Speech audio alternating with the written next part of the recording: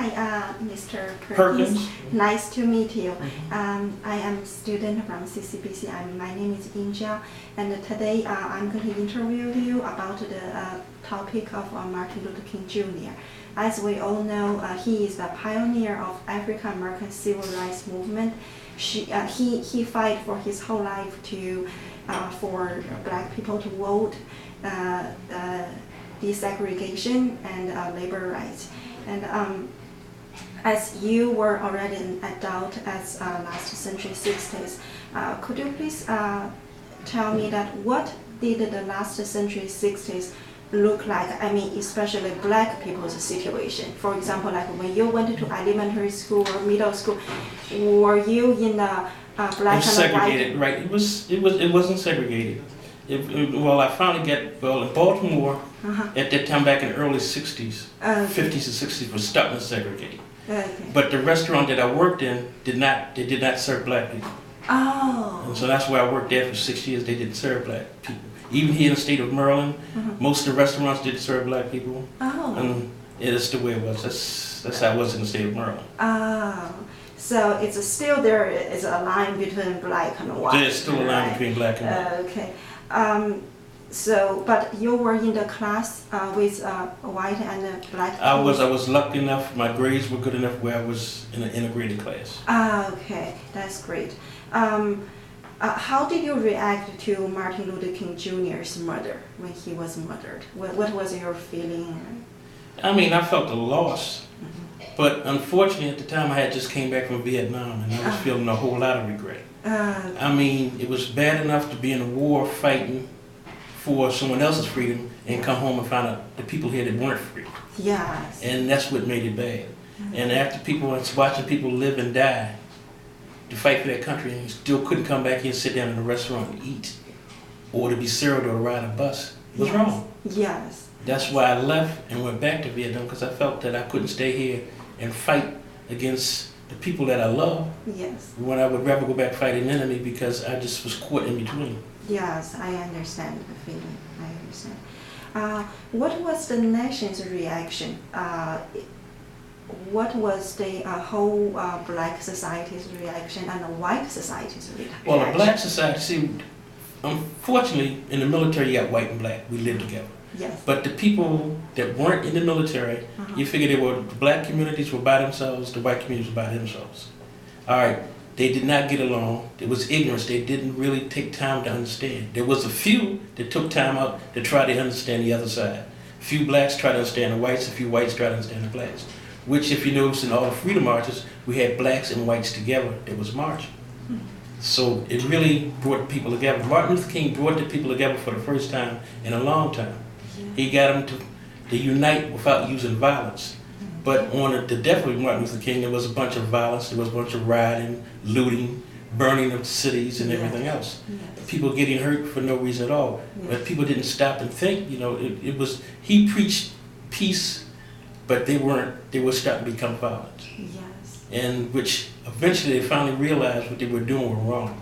They calmed down, and some of their black leaders got them together where they realized, hey, this is not what Martin Luther King wanted us to be running around looting, burning our own cities down. Yes. And let's sit down and talk and try to get this problem worked out.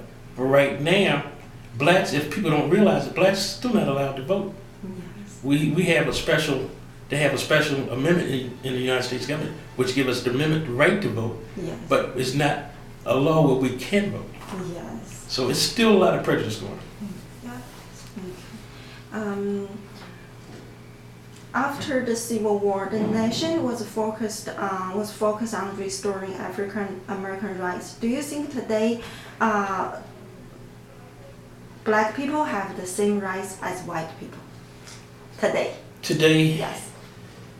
No. No.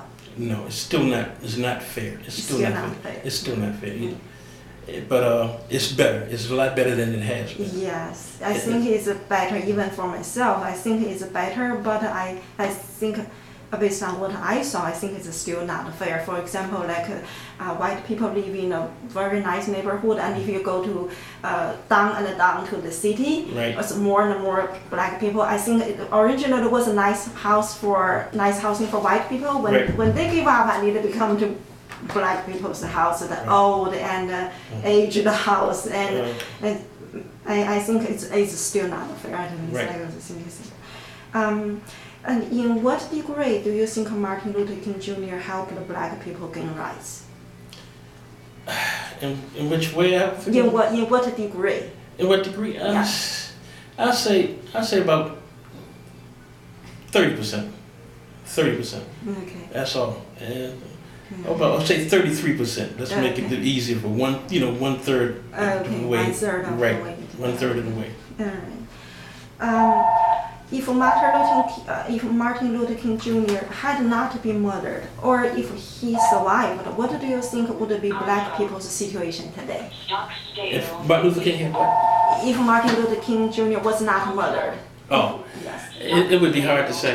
It would be hard to say. It would be hard to say. Okay. It's difficult to tell. Very difficult to say right now. All right. Okay.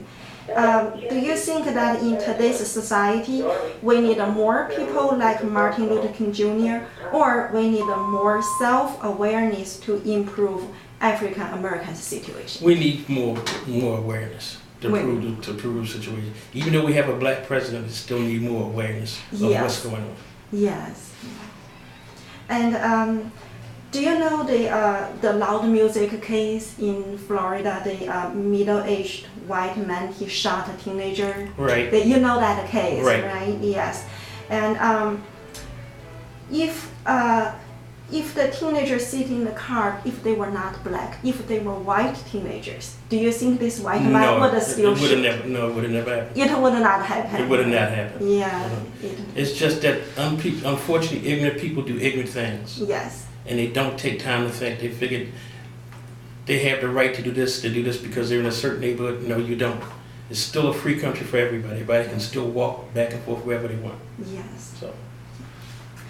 I agree with that. Thank you. That's all my question. And I hope at least for myself, I think we should not think about color too much. We should take off our colored eyeglasses. Everybody is equal. Everybody should have the same right to get education, to get a job, to get pay. Even though you should have equal pay, equal rights and everything, but still right now today, even if you walk down the street and see a bunch of black men, you have a tendency to have a little fear. Because you don't know. You know what I'm saying? You don't know. There's always that little bit of doubt. Yeah. So it's still right now, it's a long way to go. We have a long way to go. Yes, still we have a long way to go. And we hope we will succeed someday. Right. One day we'll succeed. Yes. Okay. All right. Thank you very much. You're Thank welcome. you. Mhm.